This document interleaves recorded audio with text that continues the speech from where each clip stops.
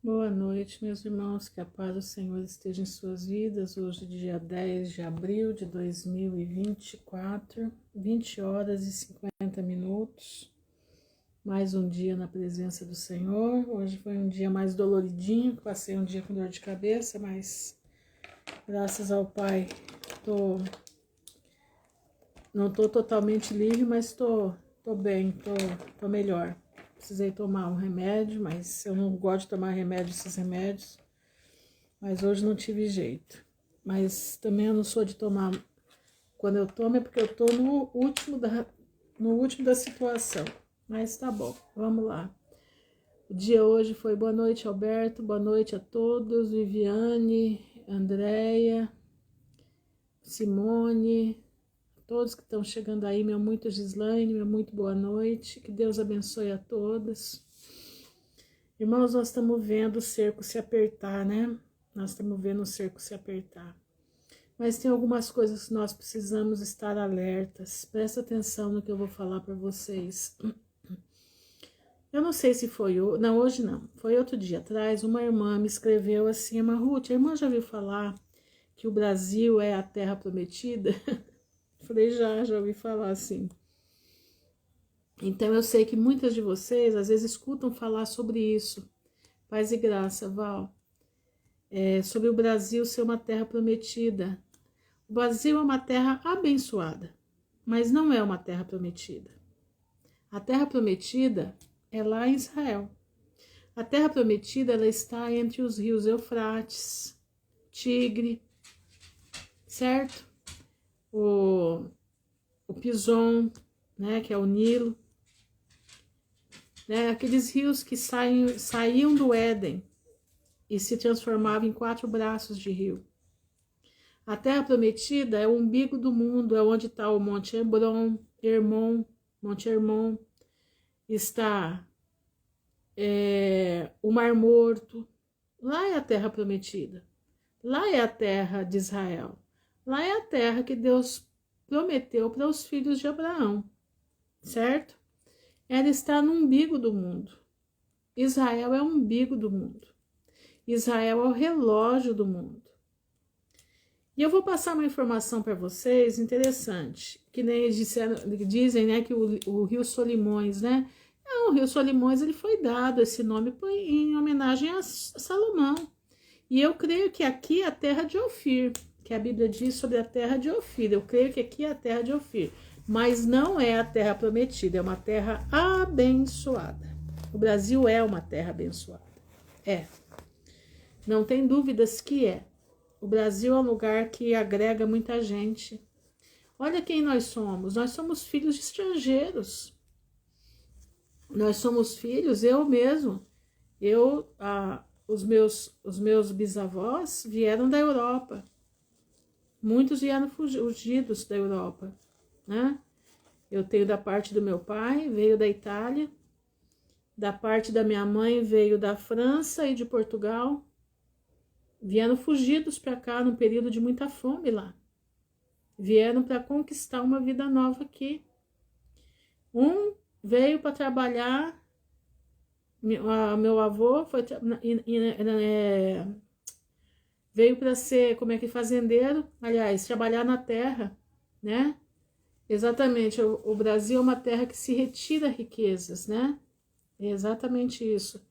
O meu bisavô, da parte da minha mãe, veio e se instalou na Bahia, ali por Ilhéus, né? Nessa região aí, entenderam? Meu avô foi médico, professor da Faculdade de Medicina da Bahia.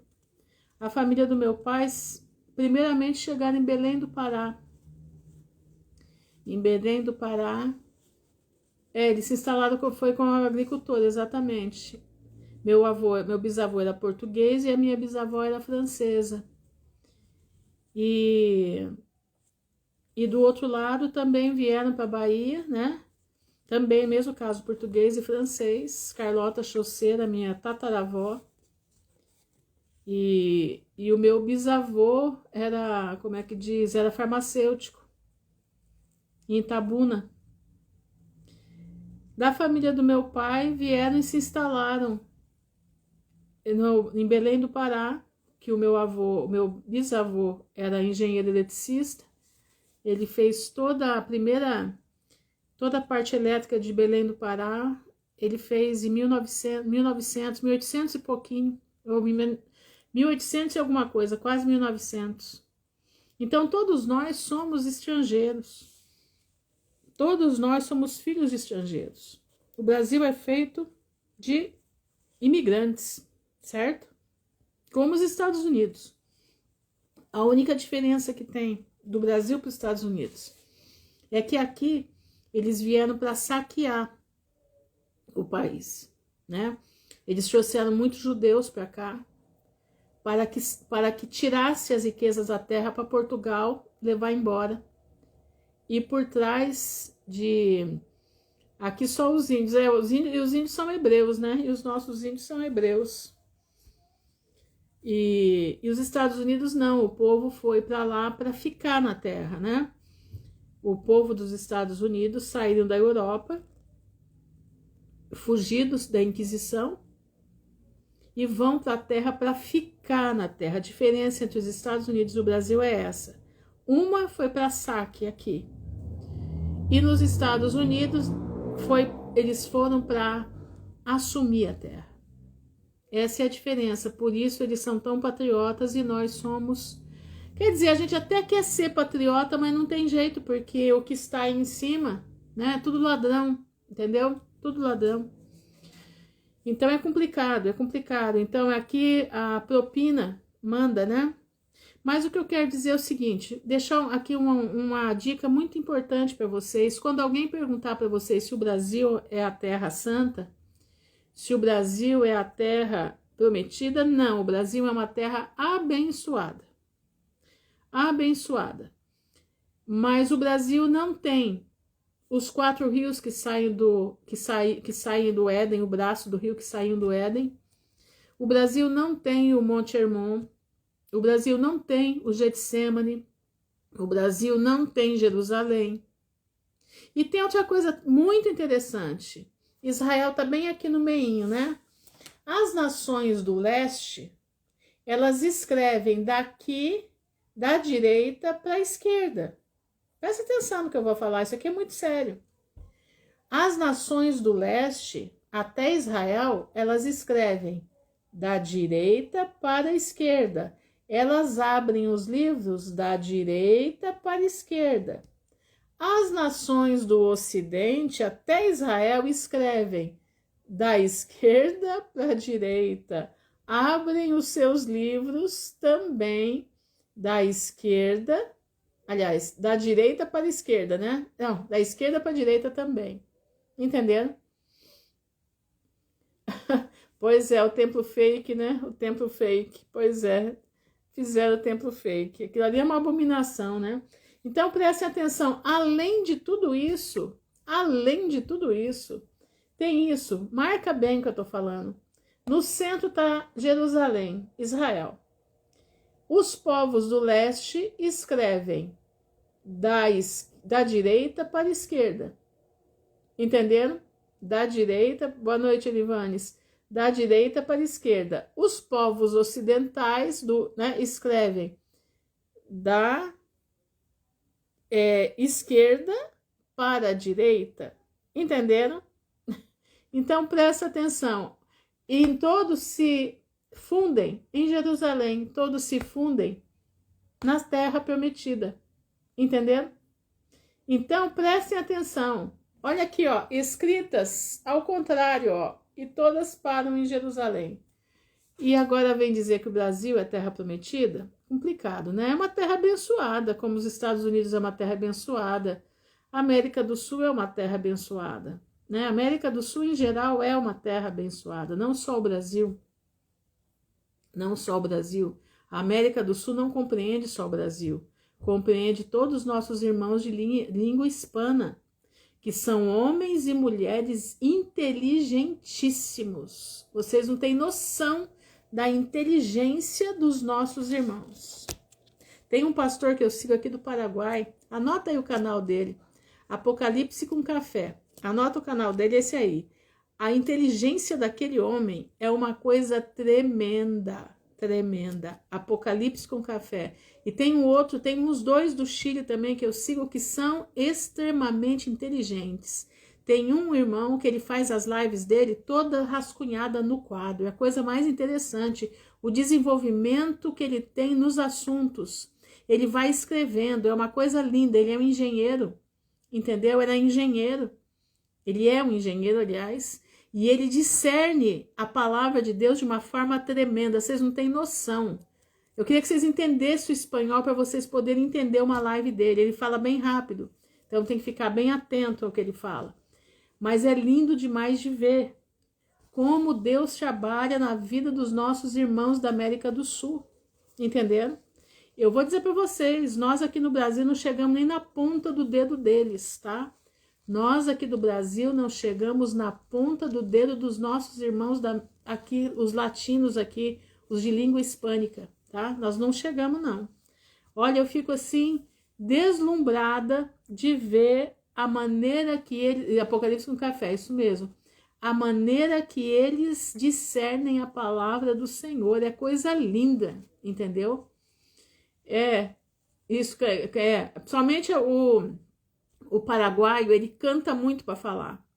Ele canta demais. E eu acho que ele mescla a língua dele com o Guarani, né? A língua Guarani, ele mescla com a língua Guarani. Então, tem uns dialetos ali que você fica meio assim pra... E ele fala muito rápido, né? Então, você tem que pegar direito. Agora, esse irmão também do Chile, eu não me lembro o canal dele. Eu vou procurar lembrar o canal dele para passar para vocês. Se vocês conseguirem entender... Mas ele fala bem rápido mesmo. E eu gosto dele é porque ele escreve tudo na lousa. Lindo o trabalho dele, é muito lindo o trabalho dele. Então, irmãos, boa noite, Maris. Então, boa noite, Krika, Shalom. Então, a gente tem que ficar assim... Da ilha de Medeu também falam cantando. Os da ilha de Medeusa, é isso? Medeu. Da Ilhas Canárias, tá falando? Ah, da Madeira. Tá, Ilha da Madeira. Madeira é português, né? Eles falam cantado também. É incrível. Cada povo tem um jeito, né? Quando eu morei na América Central, eu morei na Costa Rica, então tinha a diferença dos dois L's. Na Costa Rica se falava cebolla.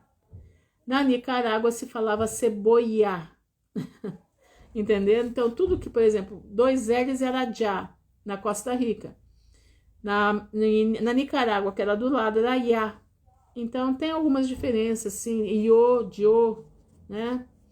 E muita coisa. É como o paranaense. Se você for no paranaense aqui do norte do Paraná, a gente fala ainda bonzinho, mas quando você vai para Curitiba, leite quente, mededor de dente, é tudo no ente, né? Para Curitiba é desse jeito que fala. Então, nós temos sotaques. Dentro do Paraná, nós temos 2 a 3 sotaques, entenderam?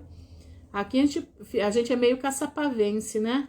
Porta aberta, né? É desse jeito aí. Não é que a gente fala, não fala bonito como o carioca fala, né? Aquele gostoso, arrastado, né? O nordestino fala aquele palavreado. Nossa, nós aqui somos pesados para falar, né? Eu mesmo tenho uma língua muito pesada. O meu R é pesado, né? E olha que eu já melhorei muito, hein? Que eu era pior.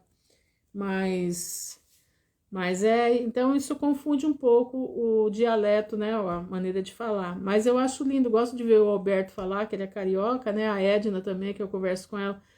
É gostoso de ouvir o sotaque, porque o meu é muito carregado, então fica gostoso de ouvir. Mas dessa parte eu já falei, né? Agora eu quero falar uma outra parte com vocês. Nós estamos vendo aí o circo pegando fogo aí, né? Senaqueribe, o Homem de Ferro, né? O Senaqueribe e o Homem de Ferro estão pegando fogo, né? Mas eu quero dizer uma coisa para vocês. Nabucodonosor, quando invadiu Jerusalém, Deus chamou de Nabucodonosor de servo dele. Presta atenção no que eu vou dizer. Deus mandou que Nabucodonosor invadisse Jerusalém para dar um corretivo em Jerusalém. Deus já vinha avisando fazia tempo que ia botar eles na escravidão. Já fazia tempo, eles não aceitavam. Eles burlavam a Deus. E Deus mandou Nabucodonosor lá e trouxe eles no ferrão para a Babilônia. Só que acontece o seguinte, toda vez que Deus permite que isso aconteça, eles avançam o sinal e fazem coisas que não deveriam fazer, que não estavam nos planos de Deus. Então eles judiam das pessoas, eles matam as pessoas que não deveriam matar, entendeu? Eu não sei se eu estou sendo clara naquilo que eu estou dizendo aqui para vocês, espero que vocês estejam me entendendo. Então o que aconteceu? Passou o tempo de Nabucodonosor, Deus preparou uma outra nação para vir sobre Nabucodonosor, sobre a Babilônia, e prestar conta dos juízos que eles fizeram contra os israelitas. E aí Deus manda a Média e a Pérsia para subjugar a Babilônia e baixar o facho da Babilônia. Entendendo como é que é? Os Médios e Persas entram, certo? Eles também fazem atrocidades, eles fazem coisas que não devem fazer. Deus põe outra nação, que foi a Grécia, em cima deles. E assim Deus vai colocando uma nação em cima da outra para corrigir, para vingar o sangue inocente que foi derramado. Então presta atenção no que eu vou falar agora. Seguindo este raciocínio, o que está acontecendo no Brasil? Presta atenção. Isso tudo nós vemos o plano de Deus e vemos Deus trabalhando por nós, os salvos, aqueles que vão ser guardados por Deus. Escuta o que eu vou falar. Deus trouxe por 3 vezes, na última devido à rebeldia de Judá, eles assistiam por 3 anos e meio, destrói o templo e levam todos os utensílios para a Babilônia, exatamente. Agora presta atenção aqui no Brasil. Aqui entrou esse daí, né? Esse povo aí, né? Esse careca né? E Deus colocou ele para fazer juízo em cima de alguns, né? Só que ele ultrapassou o limite. Ele ultrapassou o limite, ele avançou aquilo que não deveria ter avançado. Ele fez coisas com o povo inocente, como também o outro lado fez, induziu o povo ao erro, tá? Induziu, não buscou a Deus como deveria ter buscado, foi buscar a rainha dos céus. Um buscou Lúcifer, o outro buscou a rainha dos céus, tá? Então são dois lados da mesma moeda. Mas existe uma coisa, justiça. E o que Deus está fazendo? Deus está colocando justiça em meio a esse caos todo. Deus está colocando um contra o outro. Só que Deus não está usando gente daqui de dentro para fazer esse confronto. Deus está usando gente de fora. Deus está usando o homem de ferro. Deus está permitindo que o homem de ferro seja usado. Entendeu? Sim, a gente sabe que ele era mau, a gente sabe de tudo isso aí, pastor. Mas queira ou não queira, Deus permitiu que ele estivesse lá dentro. Deus permitiu que ele estivesse lá dentro. E ele, estando lá dentro, ele fez coisas acima daquilo que poderia ser feito. Quantas senhorinhas estão lá, né, atrás das grades, sem dever nada para ninguém? Morreu um homem que não tinha nada a ver com a situação, estava passando pelo lugar, foi preso, acabou morrendo lá dentro daquelas grades, a família ficou desamparada, tá aí há poucos dias. Vocês acham que o sangue desse homem não está clamando a Deus? Vocês acham que o sangue de outros não estão clamando a Deus? Porque é o ditador do Brasil, né? É o ditador. Como o Homem de Ferro falou, né? Que ele é coleira na mão esse é que age enquanto o outro fica de cara de paisagem para o outro agir. Só que o tempo do mal chega para esse agente também e Deus coloca um por cima do outro. Deus usa o mal para bater no mal. Tá entendendo? Não que o outro lado seja... Não. O outro lado não vale nada do mesmo jeito. Mas o que está acontecendo é isso. O que vai acontecer que eu acho, né? Eu acho. Presta atenção que eu estou falando acho. Não estou falando aqui que é certeza, nada disso. A minha visão. Entendeu? Então presta atenção. A minha visão é que vai haver uma ruptura aí muito forte Pode ser que eu esteja errada. Vai haver uma ruptura muito forte. Nessa bagunça toda, o povo de Deus vai ter um elástico de misericórdia para poder se preparar, certo? Mas o juízo não vai deixar de vir, vai vir. Mas nesse meio tempo, Deus vai trabalhar a terra, Deus vai trabalhar tudo a favor do povo de Deus. Então, o que eu quero dizer para vocês, fiquem na plateia olhando os acontecimentos. Fiquem na plateia olhando os acontecimentos. Não vá para um lado, não vá para o outro. Não. Você só glorifica a Deus, entendeu? Você só glorifica a Deus porque Deus está no negócio. Deus está permitindo todas as coisas para guardar o povo dele, que nós não sabemos agora, mas nós vamos saber daqui uns dias. Deus vai guardar o povo dele e vai tirar muitas almas que estão naquele lugar fétido lá, entendeu? Então, na minha visão, eu tô falando é minha visão, eu não tô falando que eu tô com certeza de nada. É o que eu acho, é o que eu tô vendo, mediante a tudo que a gente estuda, que é tudo que a gente lê, tudo que a gente conversa, tá entendendo? Entendeu? Então, é o seguinte, é guerra de cachorro grande. É guerra de gente que são duas lojas brigando, né? São duas lojas brigando, a verdade é essa. Duas lojas brigam pelo poder. Só que a loja mais forte não tá aqui, tá lá em cima, né? No país da águia. E o país da águia não vai deixar o país do dragão vir aqui de mão beijada, né? Entenderam? Mas nessa briga toda, nessa guerra toda, é o tempo de espaço para nós nos arrumarmos. É o espaço que Deus vai dar para o povo dele se arrumar. Para o povo dele se preparar pelo que ainda vem. Não vai demorar muito, mas vem. Tá entendendo? Então eu só te dou esse conselho, não vá para um lado, não vá para o outro. Cuidado com o que você fala, inclusive eu tenho que tomar cuidado.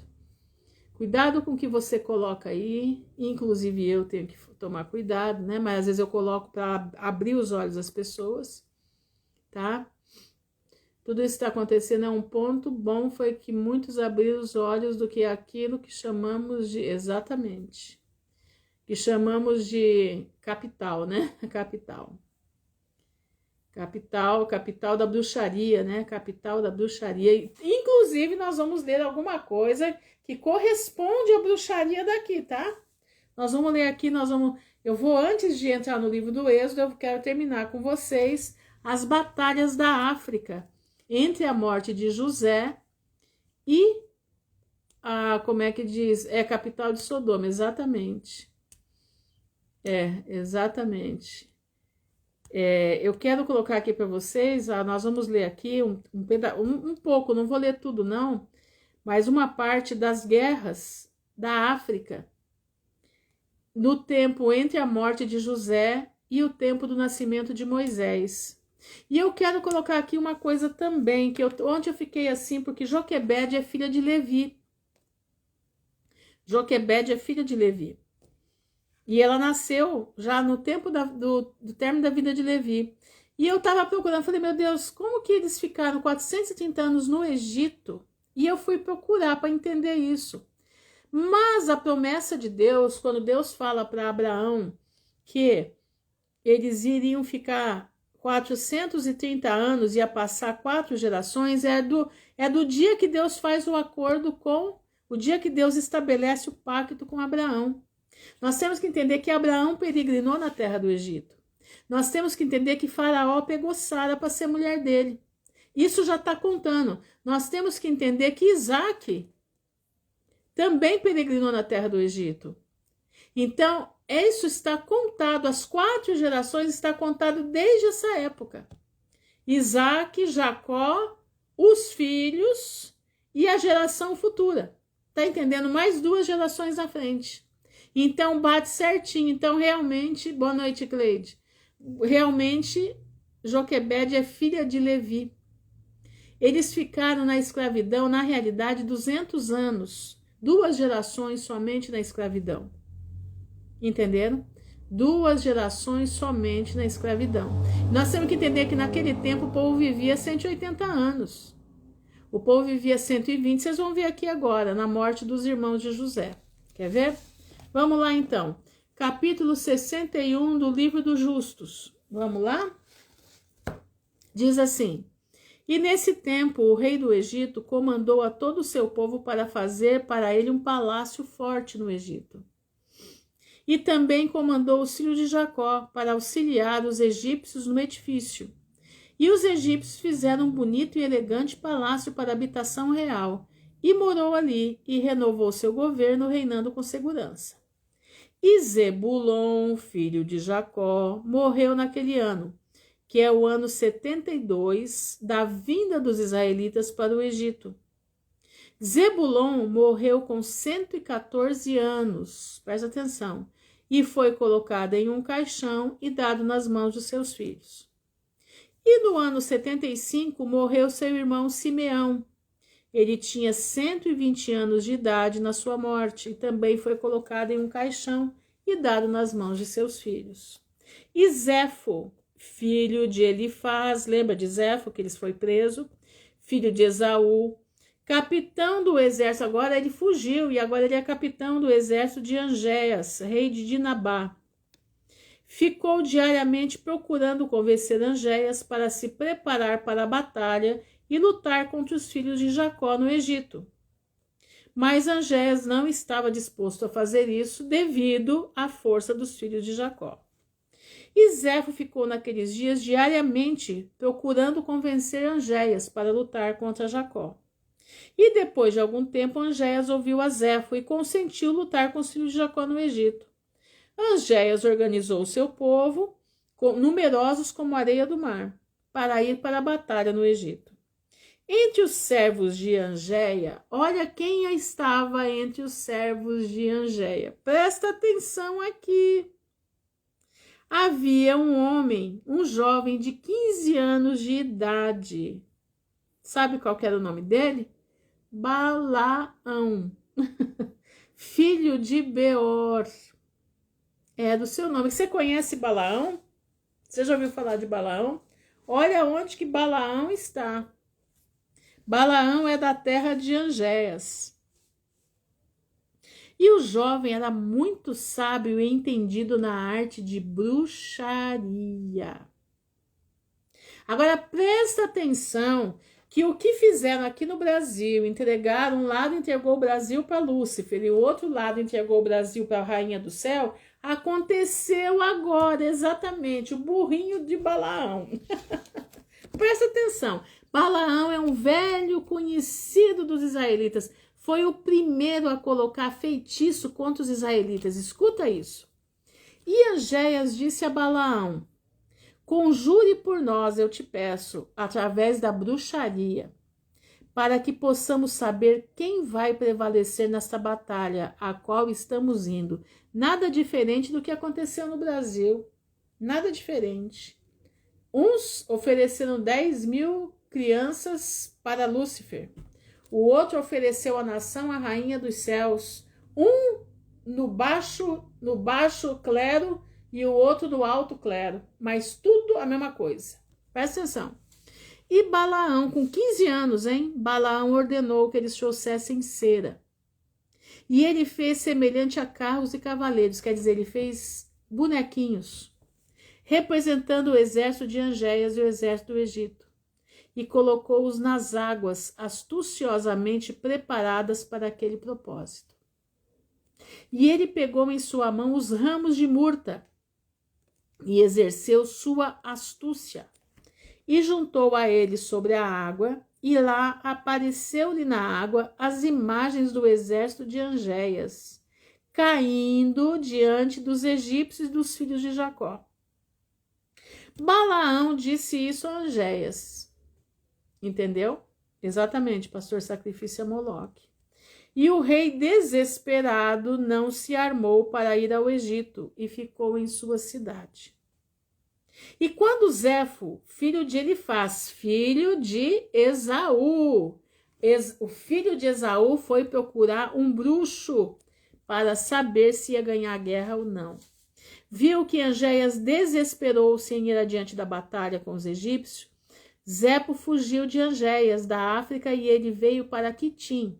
Onde é Quitim? Quitim é na Grécia. São os povos gregos, aquelas ilhas todas ali, os jônios, jônicos, tudo aquele pessoal ali. E todo o povo de Quitim o recebeu com muita honra, e eles o contrataram para lutar suas batalhas todos os dias.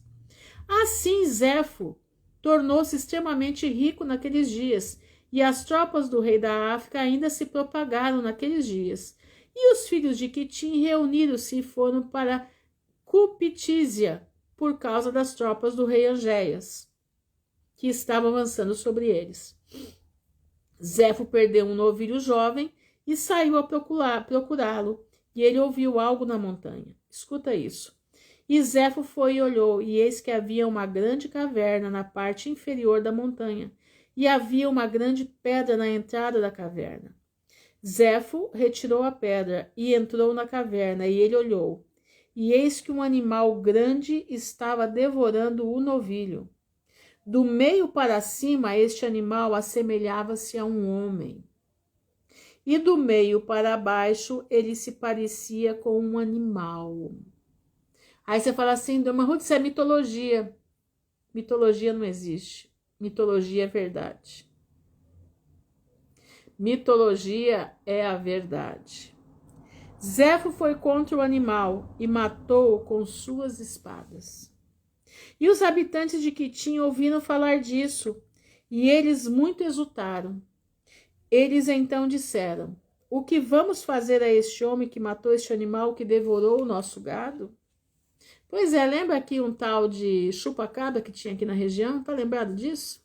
Pois é, mais ou menos isso, tá? Lá, irmãos, isso é telegonia. Isso é mistura de raças. Não se enganem, isso existe. Por isso, Deus destruiu o mundo com dilúvio, porque era numa proporção exorbitante. E Deus não podia deixar mais continuar aquilo. E todos eles reuniram-se para consagrar um dia no ano a ele, a Zéfo. Escuta isso. Escuta isso. E todos eles reuniram-se para consagrar um dia no ano para Zéfo. E chamaram o seu nome Zéfo o nome do dia Zéfo, por causa do seu nome. E trouxeram-lhe ofertas de bebida ano após ano naquele dia. E eles trouxeram-lhe presentes. O negócio é antigo, hein? Naquela época, Iânia, filho de Uzu, esposa do rei Angéias, ficou doente. E sua doença foi fortemente sentida por Angéias e seus oficiais. E os reis Angéia disse aos homens sábios: o que eu faço por Iânia? E como eu a curarei da sua doença? E seus homens sábios disseram: porque o ar do nosso país não é como o ar da terra de Quitim, e a nossa água não é similar à água deles. Escuta a engenharia deles. Eu vou ler aqui por causa da engenharia. Por isso, então, a rainha ficou doente. Pois, através da mudança de ar e da água, ela ficou doente também, porque em seu país, que ela era de Quitim, ela bebeu água que veio de Purmá, que seus antepassados tinham trazido até lá com pontes. Olha a engenharia desse pessoal. E Angéias comandou seus servos e trouxeram carregamentos de águas de Purmá, pertencentes a Quitim, na Grécia. E eles testaram essas águas e todas as águas das terras da África, e viram que estas águas eram mais leves que as das águas da África. Angéias viu isto e ordenou a todos seus oficiais para reunir cortadores de pedra, e milhares e dezenas de milhares, e eles cortaram pedras sem número. E os construtores vieram e construíram uma ponte extremamente forte, e eles transportaram as fontes de águas da terra de Quitim, da Grécia, para a África. Eu tô lendo certo, tá? Naquele tempo, depois diz que não tinha tecnologia naquele tempo. Imagina, né? Assim, as águas foram levadas para Iânia, a rainha, e para todas as suas ocupações, beber, cozinhar, lavar-se, banhar-se, e para regar todas as sementes das quais os alimentos podiam ser obtidos, e todos os frutos da terra. E o rei ordenou que deveriam ser levados do solo de Quitim em grandes navios, e eles trouxeram as pedras para construir. E os construtores construíram palácios para Iânia, e a rainha ficou curada da sua doença. Que interessante, né? Que interessante. Olha isso aqui. E na Revolução do Ano, as tropas da África continuaram vindo à terra de Quitim para saquear como de costume. Zefo, filho de Ulifaz, ouviu o relatório e deu ordens a respeito deles. E Zefo lutou contra eles, contra Angéias. E eles fugiram de diante dele. E Zefo livrou a terra de Quitim deles. Escuta, vai escutando. E os filhos de Quitim viram o valor de Zefo. Zefo, repetindo, era filho de Elifaz, filho mais velho de Esaú, irmão de Jacó. E resolveram fazer Zefo rei sobre eles. Assim ele se tornou rei, e enquanto ele reinou, ele subjugou os filhos de Tubal. Tubal, sabe o que é? Hoje é a... Como é que fala? Hoje é a... Ô, Senhor. Deixa eu lembrar. Como é que é o nome do país do Erdogan, gente? Turquia. E todas as ilhas circundantes. E o seu rei, Zefo, foi o cabeça. E fizeram a guerra com as ilhas e Tubal. E ele o subjugou. Olha só que região que ele pegou. Aquela região onde estão as igrejas, né? As igrejas de Éfeso, aquelas igrejas, é naquela região. E os habitantes de Quitim construíram para ele um palácio muito grande para a sua habitação real. E sede, e fizeram um grande trono para Zefo. Ele reinou a terra inteira de Quitim. E olha só onde ele reinou também. E sobre a terra da Itália, por um período de 50 anos. Exatamente, pastor Asa é menor. E ele se estende para a Itália. Lembra que outro dia o senhor falou que a Itália é terra de Edom? Tá aqui, ó. Tá aqui. Ele reinou por 50 anos na terra de Itália também. Interessante, né? Edom, o que tem na Itália hoje, né? Que simboliza os dias de Edom, né? Os dias de Zefo, né? O dia de Zefo, que traziam presentes para ele, né? Não tem um lugar lá que tem uma praça lá no meio, né? Com o obelisco de Baal lá no meio, né? Não tem, não? Tem 7 colinas em volta, né? Tem o Chiquinho todo vestidinho de branco, né? Eu tô achando que o Chiquinho é Edom, viu? Eu acho que ele faz o papel do Edom, exatamente. Exatamente. Ele tinha todos os deuses, a bruxaria de Edom, a bruxaria de Zefo, né? Que fazem lá até hoje. A coisa é séria, gente, coisa é séria. Por isso que é interessante a gente saber os pormenores da situação. Olha agora. Eu vou ler rapidinho, vou tentar ser o mais rápido possível. Nos anos 79 dos israelitas no Egito, morreu Ruben, filho de Jacó. Ruben tinha 125 anos de idade quando morreu, e os israelitas colocaram em um caixão. Aos 80 anos morreu seu irmão Dan. No ano 80, aliás, morreu seu irmão Dan. Ele tinha 120 anos e também foi colocado em um caixão. Naquele ano morreu Cuxã, rei de Edom. Presta atenção, Zefo era filho de Elifaz, mas a família de Zefo morava em Seir, tá? E lá eles tinham Cuxã como rei deles, tá? E depois dele reinou Haddad, filho de Bedá, por 35 anos, e no ano 81 morreu Issacar, filho de Jacó. Issacar tinha 122 anos de idade. E no momento da sua morte, ele foi colocado em um caixão no Egito e entregue a seus filhos. E no ano 82, Asher, seu irmão, morreu. Ele tinha 123 anos de idade no momento da sua morte. Também foi colocado em um caixão. E no ano 83 morreu Gade. Ele tinha 125 anos de idade e foi colocado em um caixão.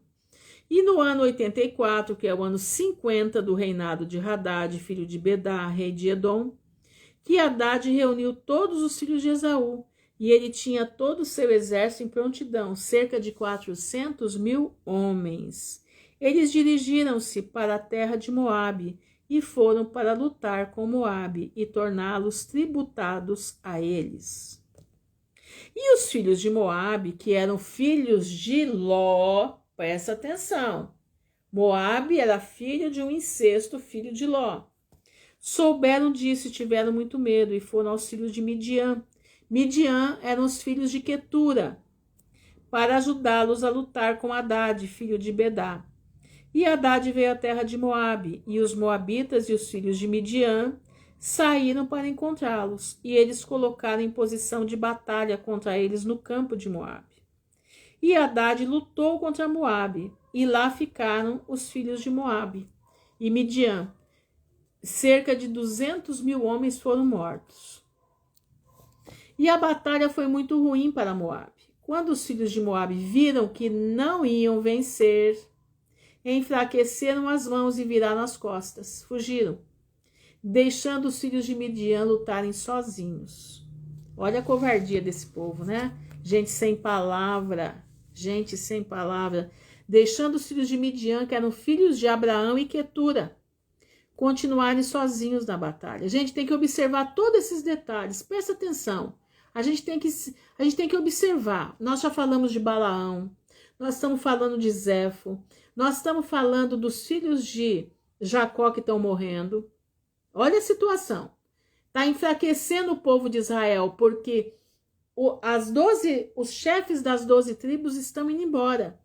Então está ficando um povo fraco dentro do Egito. O povo de Israel começa a enfraquecer, começa a perder a força. Os filhos de Quetura, de Abraão, tinham palavra. Os filhos de Moabe não tinham palavra. Zefo agora era enaltecido, era rei de Quitim. Até um dia do ano tinha para ele. Quem que é que tem um dia do ano, do nascimento de alguém, do dia do ano, né? Inclusive, ele reinou até a Itália.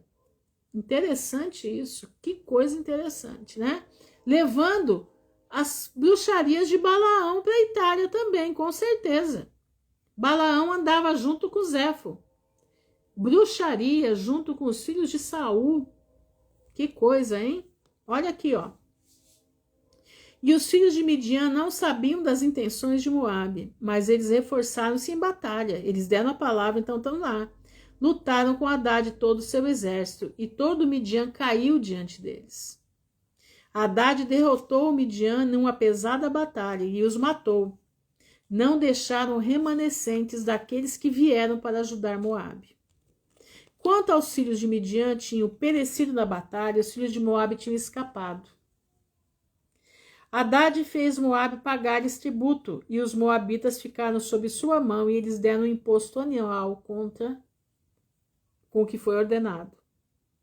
E na virada do ano, quando o resto do povo de Midian que estava na terra ouviu que todos seus irmãos tinham caído na batalha com Hadad por causa de Moabe, que era traiçoeiro, certo? Presta atenção.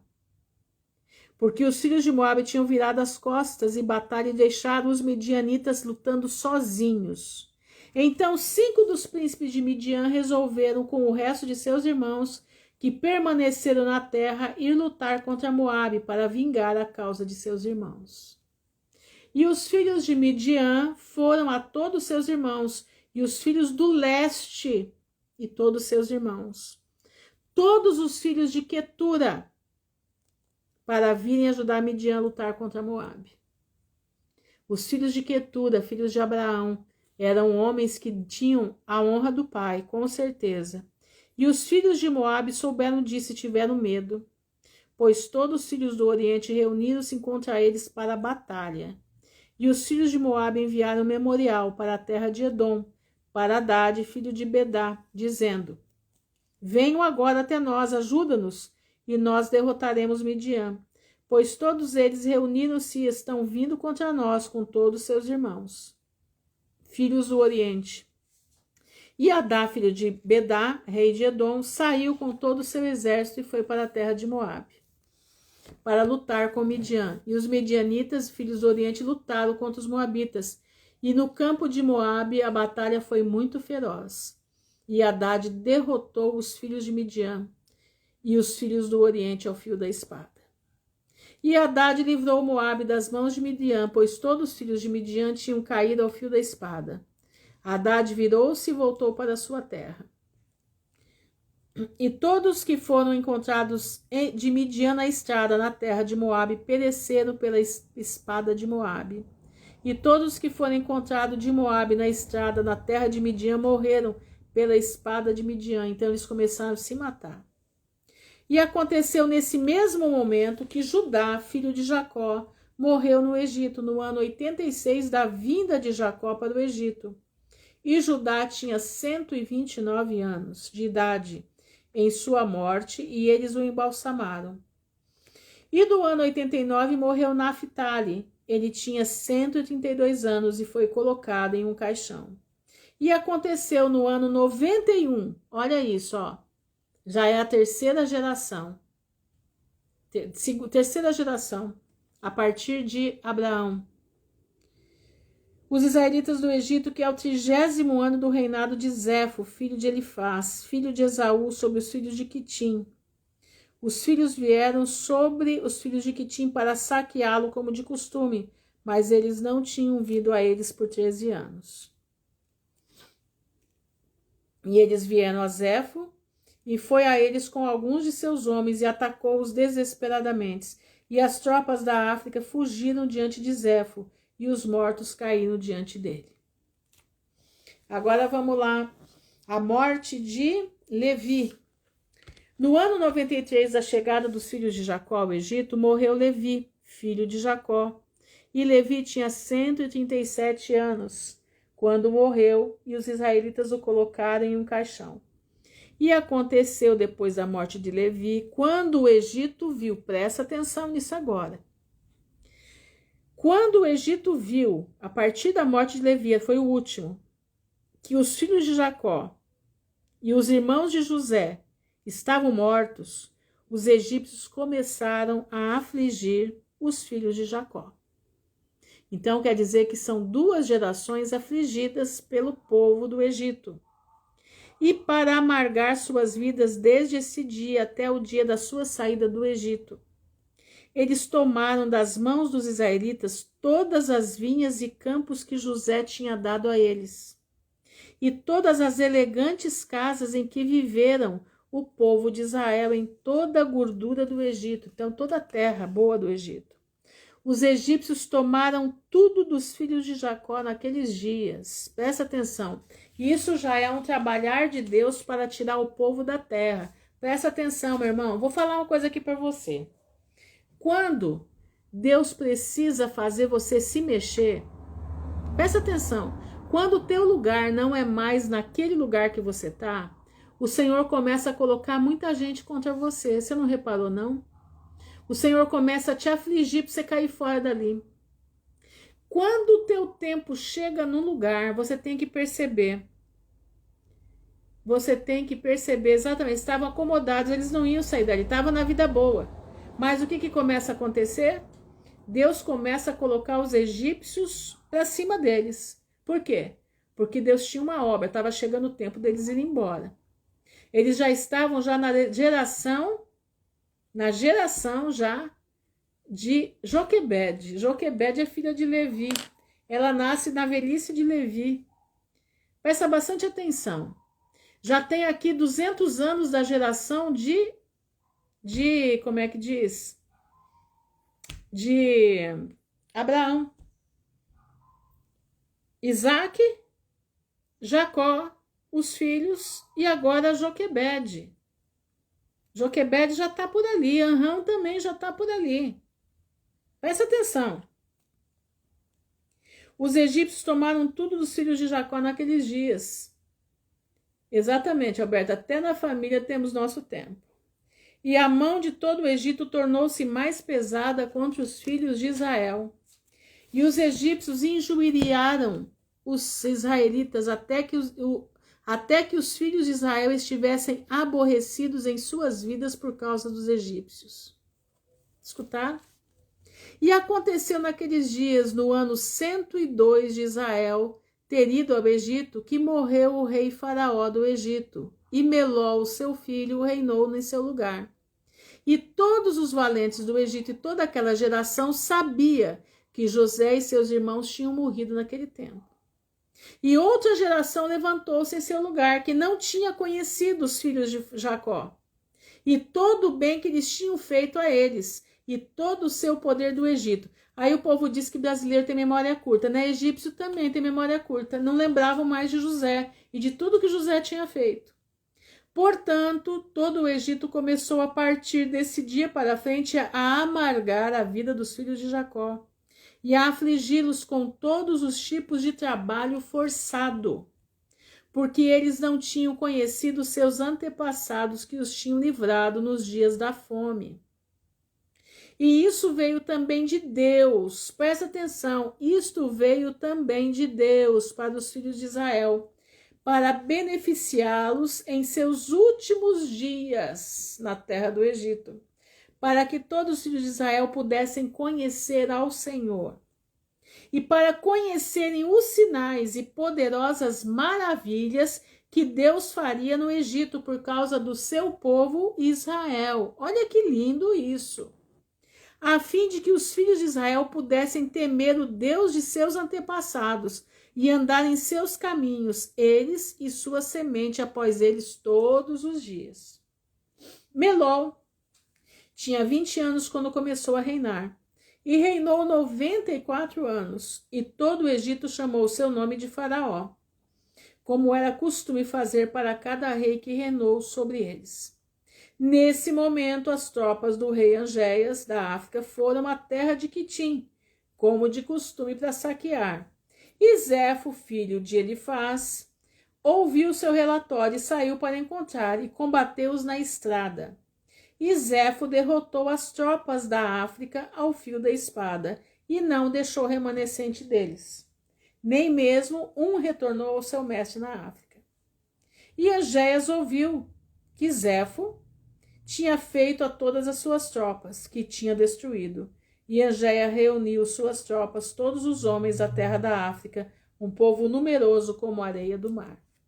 E Angéias foi a Lucos, seu irmão, e disse: Vem a mim com todos os teus homens e ajuda-me a derrotar Zefo e todos os filhos de Quitim, que destruíram meus homens. E Lucos veio com todo o exército e força.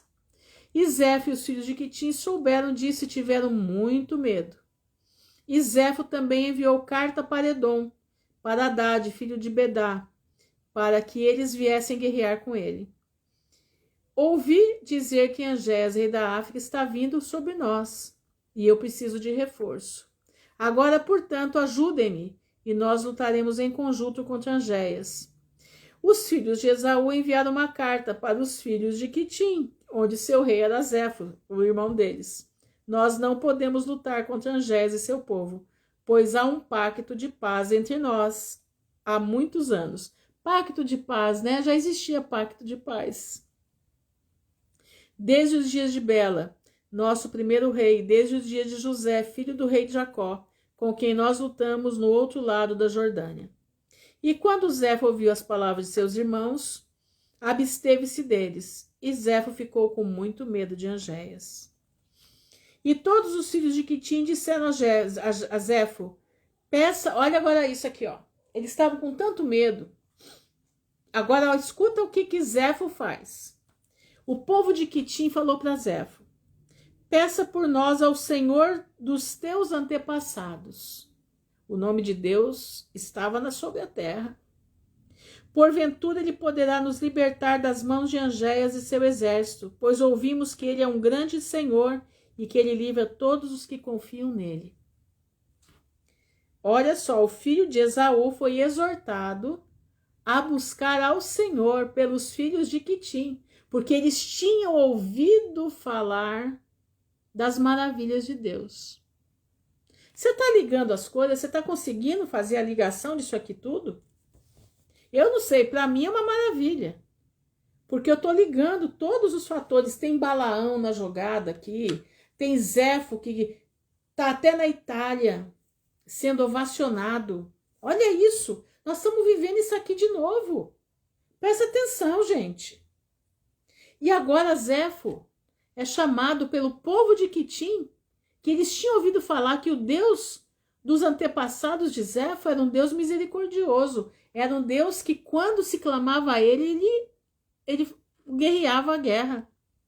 Olha isso aqui. E Zefo ouviu suas palavras.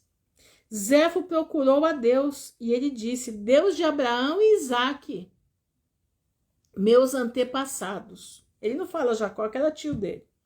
Nesse dia eu sei que tu és um Senhor verdadeiro.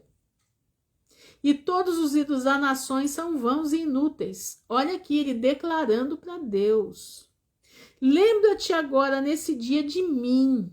Que ele nunca se lembrou de Deus, mas agora ele está pedindo para Deus se lembrar dele. De tua aliança com Abraão. Agora Abraão tem serventia. Que nossos ancestrais contaram a nós e seja favorável a mim nesse dia, por causa de Abraão e Isaque, nossos pais. Salva-me, a mim e aos filhos de Quitim, das mãos do rei da África, que vem contra nós na batalha. Esse homem clamou, olha aqui, e Deus ouviu a voz de Zefo, e teve consideração por ele. Por causa de quem? De Abraão e Isaque. Você está entendendo? Está entendendo a situação? Vou falar uma coisa aqui para você. Deus vai ter misericórdia da tua família. Deus vai ter misericórdia dessa pessoa que está te afligindo por causa de você. Como em Zefo. Deus não olhou para Zefo por causa dele, mas olhou por causa de Abraão e Isaque. E Deus vai ter misericórdia dessa pessoa que te aflige por causa da tua vida, porque você está de mão levantada para o alto. Presta atenção. Deus vai ter misericórdia da tua família porque você está com as mãos levantadas para o céu. Deus escuta a oração daqueles que o temem.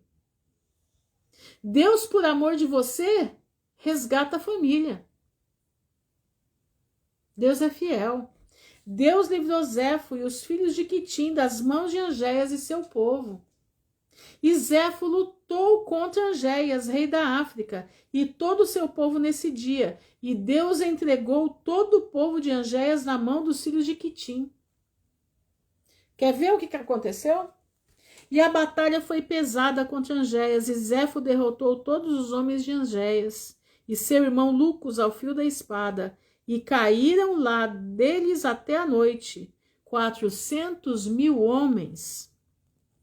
E quando Angéias viu que todos os seus homens morreram, ele enviou uma carta a todos os habitantes da África para virem a ele, para auxiliá-lo na batalha. E ele escreveu, dizendo: todos aqueles que forem encontrados na África, venham a mim. 10 anos para cima. 10 anos para cima. Deixe todos eles virem até mim, e eis que se alguém não vir, eles morrerão.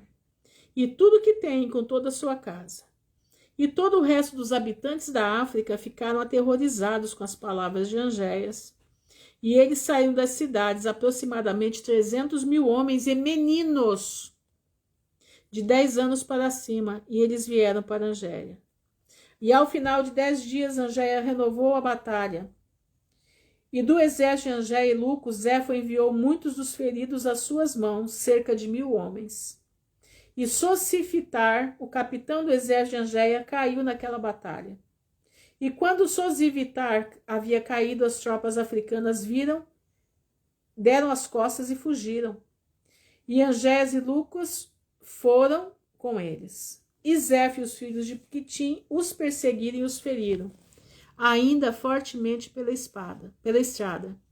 Cerca de 200 homens. Entre eles estava Asdrubal. Olha o nome, Asdrubal. Nome estranho, né? Quer dizer, nome conhecido nosso, né? Olha de onde vem de lá. os filhos de Angéia que tinham fugido com seu pai, e eles feriram 20 de seus homens na estrada. E escapou Asdrubal dos filhos de Quitim, e eles não o mataram. Angéias e Luco, seu irmão, fugiram com o resto de seus homens, e eles escaparam e entraram na África com terror e consternação. Angéias temia todos os dias que Zefo, filho de Elifaz, fosse guerrear com ele. Olha que coisa. Um homem, exatamente, tem uma história no futuro para se cumprir. Exatamente. Olha isso, ele roga ao Deus de Abraão e Isaque. E Deus escuta ele por causa de Abraão e Isaque. Que coisa tremenda. Irmãos, presta atenção. Eu tenho mais um capítulo aqui para ler, mas eu acho que eu não vou ler hoje não. Será que... Eu vou ler um pedacinho dele. E Balaão, olha Balaão agora voltando. Foi naquela época com Angéias. Balaão era lá da terra de Zefo para a batalha, mas quando viu que Zefo prevaleceu sobre Angéias, ele fugiu de lá e veio para Quitim. Quer dizer, não, Balaão era da terra de de Angéias. Agora ele foi para o lado que ganhou, veio para a terra de Quitim. E Zefo e os filhos de Quitim o receberam com grande honra. Quem é Balaão? Um bruxo. Quem foi que ganhou a batalha para Zefo? Deus. O que Zefo faz? Zefo troca o Deus Todo-Poderoso de seu pai Abraão e Isaque e dá agora honrarias para quem? Para um bruxo. Pois é, o mito aqui, né? Vamos colocar aqui no Brasil. O mito estava sendo assessorado por pastores, por isso, por aquilo outro. E se tivesse continuado de verdade aos pés do Senhor, ele estaria aí na frente. Mas ele foi e entregou a nação na mão da rainha dos céus. Ó Zefo. Zefo ganhou a guerra por Deus. Mas agora ele dá honra para quem? Para Balaão. E Zefo e os filhos de Quitim receberam com grande honra Balaão, pois Zefo conhecia a sabedoria de Balaão. E Zefo deu a Balaão muitos presentes, e ele permaneceu com ele. E quando Zefo havia retornado da guerra, ele comandou todos os filhos de Quitim que foram à batalha com ele, que fossem numerados. E eis que ninguém estava faltando. Quer dizer, ninguém morreu. A batalha Deus deu para ele com todos os homens vivos. E Zefo exultou por isso, e ele renovou seu reino e fez uma festa para todos os seus súditos. Agora escuta isso. Mas Zefo não lembrou de Deus e não considerou que Deus o havia ajudado na batalha e que ele o tinha livrado a seu povo das mãos do rei da África. Mas ainda andou nos caminhos dos filhos de Quitim e dos ímpios filhos de Esaú, para servir falsos criadores que seus irmãos, os filhos de Esaú, tinham lhe ensinado. Portanto, se diz, dos ímpios vai adiante a impiedade. Entendeu? Pois é, exatamente, é isso aí. É isso aí, Alberto. É o que você está falando aí. A Câmara hoje deu honra ao homem de ferro. Olha isso aqui, dos ímpios vai adiante a impiedade. Irmãos, isso é coisa séria. Eu vou falar uma coisa para você. Deus vai honrar a tua vida, meu irmão. Deus vai honrar a tua vida. Deus vai trazer aquilo que você precisa para a tua vida. Por amor à tua alma. Deus vai levantar aquela pessoa que te persegue. Deus vai fazer vir por amor à tua alma, mas não esquece de quem fez o milagre. Não esquece de quem colocou o milagre na tua mão. Porque Zefo não lembrou. Ele pôde ter um contato com Deus, ele teve a oportunidade. Por isso a palavra de Deus diz: muitos são chamados, poucos são os escolhidos. Deus chama todo mundo para o arrependimento. Deus chama todo mundo para conhecer a palavra de Deus. Mas uns são separados. E os outros ficam na vontade deles. Quer vir? Eu estou aqui para fazer o que você precisa. Eu estou aqui para te atender. Anda na minha presença e ser fiel comigo. Mas Zéfo, ele foi chamado. Mas o coração dele não era para Deus. Zéfo reinou sobre todos os filhos de Quitim com segurança, mas não conhecia Deus, que tinha livrado ele e seu povo das mãos do rei da África. Exatamente, não acreditar no poder do Pai era eu. Pois é, meu irmão. Porque você foi separado, você é separado. A chance foi dada. O chamamento veio, mas não quer o chamamento. Olha aqui, irmãos.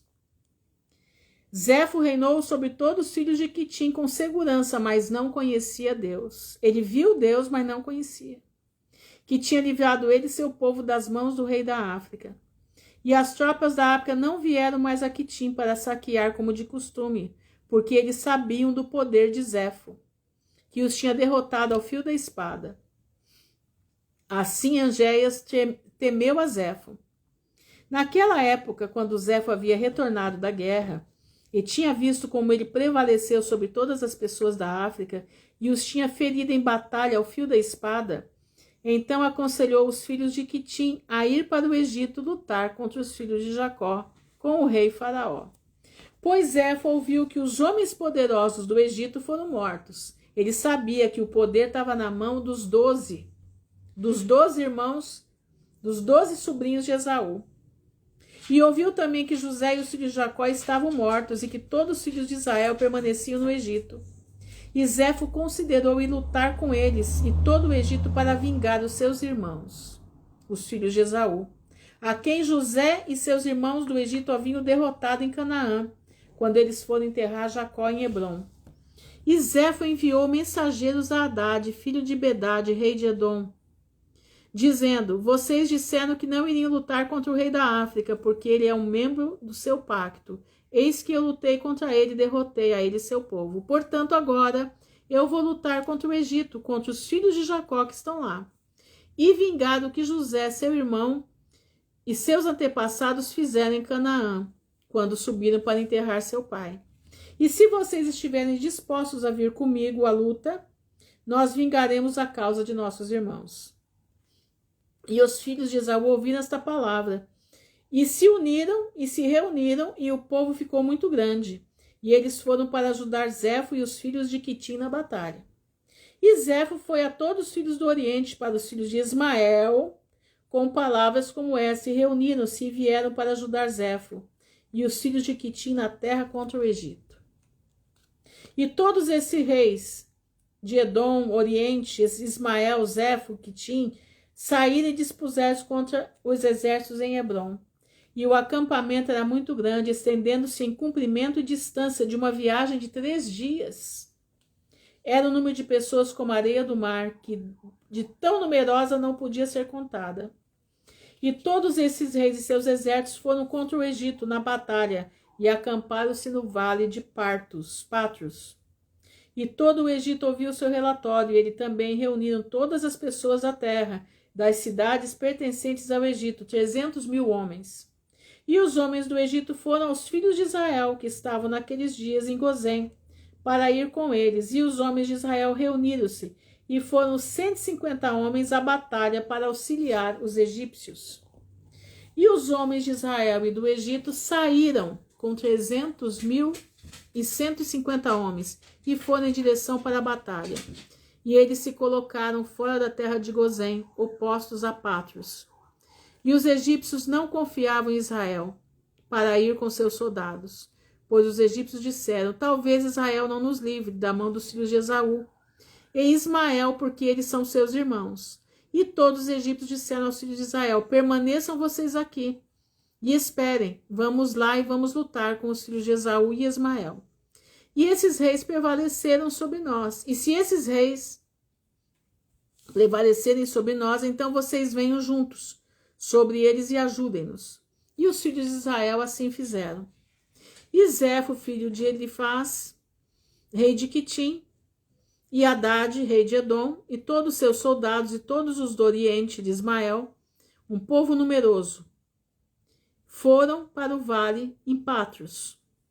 E Balaão, filho de Beor, presta atenção, Balaão já entra em ação, presta atenção.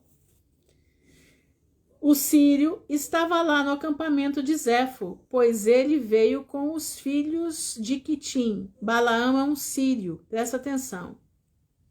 E Balaão era um homem altamente homenageado por Zefo e seus homens. E Zefo disse a Balaão: tente por adivinhação saber quem vai prevalecer na batalha, nós ou o egípcio. E Balaão levantou-se e tentou a arte da adivinhação. Ele era hábil no conhecimento disso, mas ele estava confuso e o trabalho foi destruído em sua mão. E tentou novamente, não teve êxito. Balaão desesperou-se, deixou e não o completou, pois isso veio de Deus para fazer Zefo e seu povo cair na mão dos filhos de Israel. Por isso, Balaão sabia que contra o povo de Israel não há encantamento. Porque o Deus que cuida do povo de Israel é um Deus poderoso. Balaão conhecia quem era Deus. Vão ouvindo a trajetória de Balaão para a gente chegar lá no burrinho. Quer ver? Que tinham confiança em Deus, o Senhor de seus antepassados da guerra. E Zefo e Haddad colocaram suas forças à frente da batalha, e os egípcios foram sozinhos contra eles, cerca de 300.000 homens, e nenhum homem de Israel. E os egípcios lutaram contra os reis perto de Patros. E a batalha foi grave. E os reis eram mais fortes que os egípcios. Cerca de 80 homens do Egito caíram naquele dia. 180 homens do Egito caíram naquele dia. Cerca de 30 homens caíram das forças dos reis. Todos os homens do Egito fugiram diante dos reis. Então os filhos de Esaú e Ismael perseguiram os egípcios e continuaram a feri-los até o lugar onde estava o acampamento dos filhos de Israel. Olha a diferença que o povo de Deus faz. E os egípcios choraram aos filhos de Israel, dizendo: venham a nós, ajudem-nos, nos salvem da mão de Esaú, Ismael e os filhos de Quitim. E os 150 homens, olha, não são 300.000, são 150 homens dos filhos de Israel correram do seu posto dos exércitos do rei. E os filhos de Israel choraram a Deus e pediram ao Senhor para os livrar. E Deus ouviu a Israel. Deus entregou a todos os homens dos reis em suas mãos. E os filhos de Israel lutaram contra os reis. E os filhos de Israel feriram cerca de 4.000 homens dos reis. Você quer melhor que isso? E Deus enviou uma grande consternação no acampamento dos reis, para que o medo dos filhos de Israel caísse sobre eles. E todos os exércitos dos reis fugiram de diante de Israel. E os filhos de Israel os seguiram e continuaram a feri-los até as fronteiras de Cush, quer dizer, Etiópia. E mataram deles na estrada 2.000 homens, e dos filhos de Israel nenhum caiu. E quando os egípcios viram que os filhos de Israel tinham lutado com tão poucos homens, e que a batalha foi muito grave contra eles, todos os egípcios ficaram com medo por suas vidas devido à forte batalha em todo o Egito. Cada homem escondendo-se da força e na frente, e eles esconderam-se na estrada, deixando os israelitas lutarem. E os filhos de Israel exerceram um golpe terrível contra os reis do Egito, e voltaram depois que os israelitas tinham conduzido os inimigos até a fronteira da terra de Cush. E todo Israel sabia a coisa que os homens do Egito tinham feito, e que eles haviam fugido da batalha e deixaram os israelitas lutarem sozinhos. Assim os filhos de Israel também agiram com astúcia quando retornaram da batalha. Eles encontravam algum dos egípcios na estrada e os feriram lá. E enquanto eles os matavam, eles disseram-lhe essas palavras: portanto, vocês fugiram e nos deixaram, sendo poucos homens para lutar contra estes reis, que tinham um grande povo para nos ferir. E vocês pensam que podem livrar suas próprias almas? E de alguns que os israelitas encontravam na estrada, falavam uns para os outros: mate, mate, pois ele é ismaelita ou edomita, e é dos filhos de Quitim. E eles matavam, mas sabiam que eram egípcios. E os filhos de Israel fizeram essas coisas astuciosamente contra os egípcios, porque eles os tinham abandonado na batalha.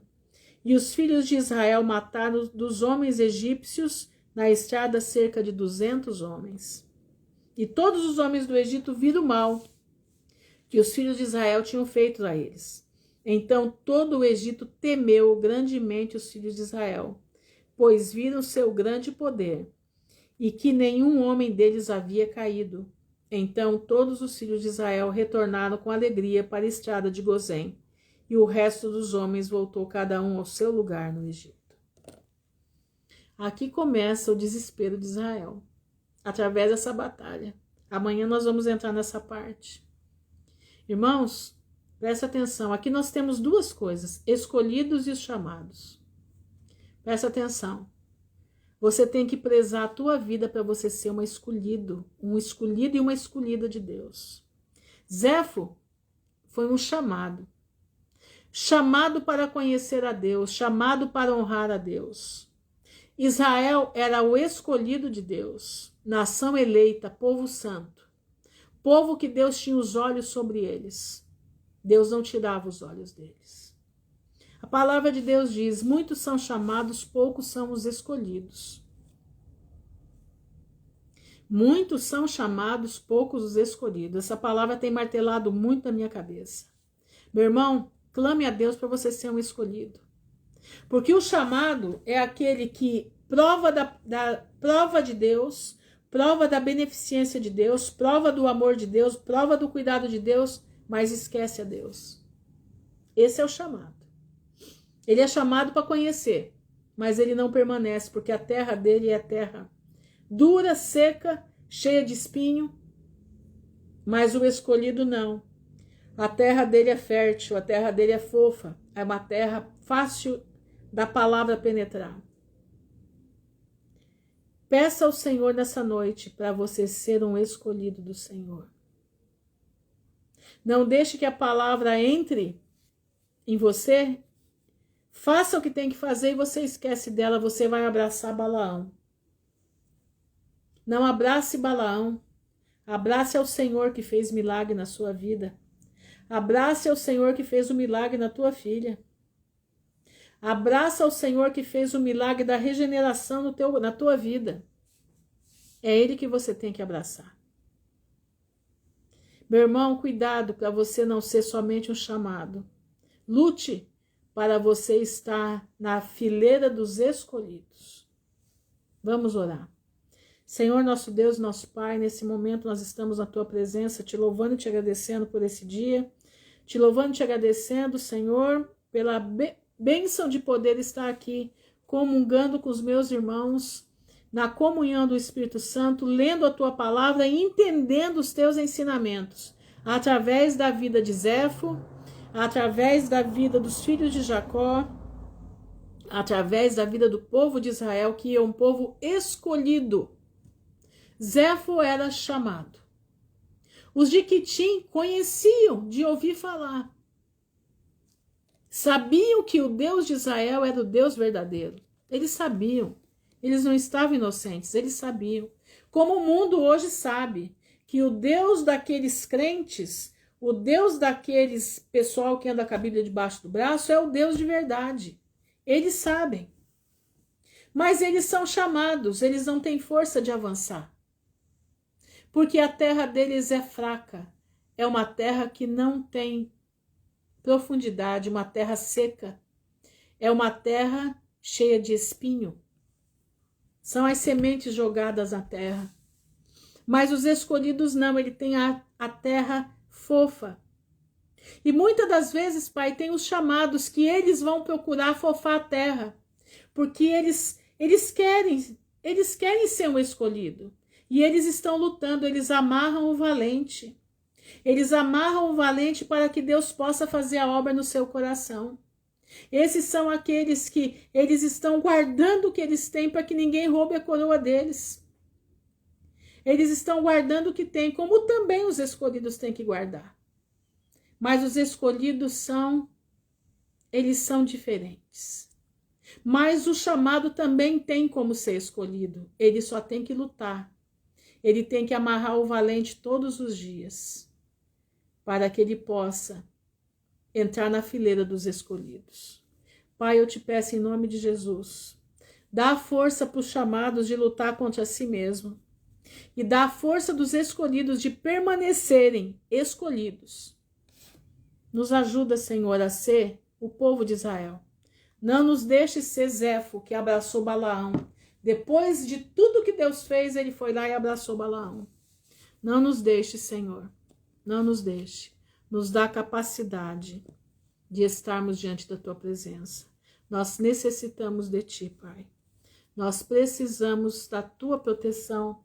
Precisamos, Senhor, que o Senhor coloque a palavra de vida eterna dentro da nossa mente, para que nós possamos amarrar o valente das nossas vidas todos os dias. Pai, eu te louvo, eu te agradeço por cada irmão meu que está aqui. Parou para ouvir a mensagem. Não a mensagem de mim, não. Mas eu sou um vaso na tua mão para trazer essa mensagem. Cheia de problemas, cheia de erro. Cheia de coisas. Sou eu. Mas eu te agradeço por o Senhor ter me chamado para isso. Porque eu tenho aprendido muito, muito. E eu peço para ti, Pai, ensina meus irmãos, em nome de Jesus. Ensina meus irmãos como o Senhor tem me ensinado. Ensina a nós todos que nós possamos ser bênção uns para os outros. E que nós possamos, Pai, entrar nos portões celestiais juntos, cantando, dando graças. Cantando aquele hino que diz: Santo, Santo, Santo, Deus onipotente, tuas obras louvam teu nome com amor. Tu somente és santo, justo e verdadeiro, és um só Deus, supremo Criador. Pai, eu creio na tua palavra que nós entraremos juntos nos portões celestiais. Eu creio, Pai, eu creio que esse grupo que está aqui, nós vamos nos encontrar nos portões celestiais e nós vamos entrar e nós vamos ver a tua face como ela é. Porque muitos de nós somos chamados, mas estamos lutando contra o valente. Outros são escolhidos que estão lutando para preservar a coroa. Pai, eu te peço em nome de Jesus, guarda-nos, livra-nos do mal. Dá-nos uma noite em paz na tua presença. Dá-nos uma noite, Senhor, com revelações do Espírito Santo para o teu povo. Que a paz que excede a todo entendimento esteja nos nossos corações, Senhor, para hoje e para toda a eternidade. Assim nós te pedimos, no nome honrado de teu Filho, aquele que veio, padeceu por nós, foi ressurreto, está à tua direita e está já no seu cavalo para voltar. Te agradecemos, Senhor, te louvamos, em nome de Jesus Cristo de Nazaré. Amém e amém. Meus irmãos, fiquem na paz do Senhor. Mais uma vez, desculpa se foi muito longo, tá? Mas aqui tem um aprendizado muito grande para as nossas vidas. Tem um aprendizado muito grande. Eu não sei se vocês conseguiram captar esse aprendizado, mas esse aprendizado é mesmo maravilhoso. Se você aprender hoje com o Zefo, aprender com o povo de Israel, nós vamos trilhar, nós vamos sair lá na pátria celestial. Nós vamos nos encontrar nos portões celestiais. Amém? Fiquem na graça do Senhor, se assim o Senhor permitir. Nós estaremos aqui amanhã outra vez. Amanhã já dando entrada já no Êxodo, tá? No livro de Êxodo, porque aqui também já está entrando no livro de Êxodo. Deus abençoe a todos em nome de Jesus. Amém.